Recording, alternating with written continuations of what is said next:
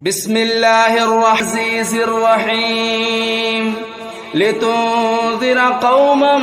ما أنذر آباؤهم فهم غافلون لقد حق القول على وكل شيء أحصيناه في إمام مبين واضرب لهم مثلا أصحاب القرية إذ جاءون أتخذوا من دونه آلهة إن يردني الرحمن بضر لا تغن عني شفاعتهم شفاعة ليت قوم يعلمون بما غفر لي ربي وجعلني من المكرمين وما أنزلنا على قومه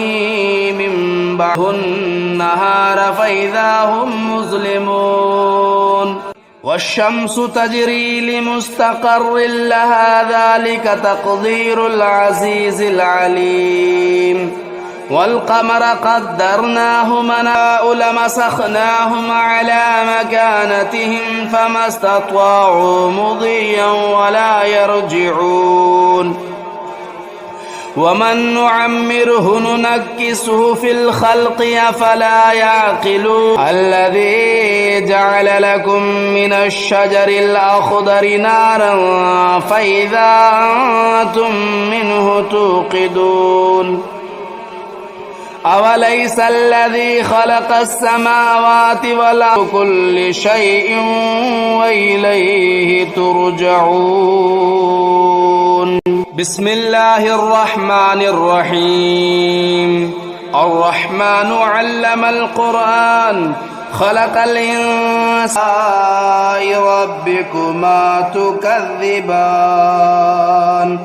فيهما فاكهة والنخل والرمان فبأي آلاء ربكما تكذبان من هو في ضلال مبين قل أرأيتم إن أصبح ماؤكم غورا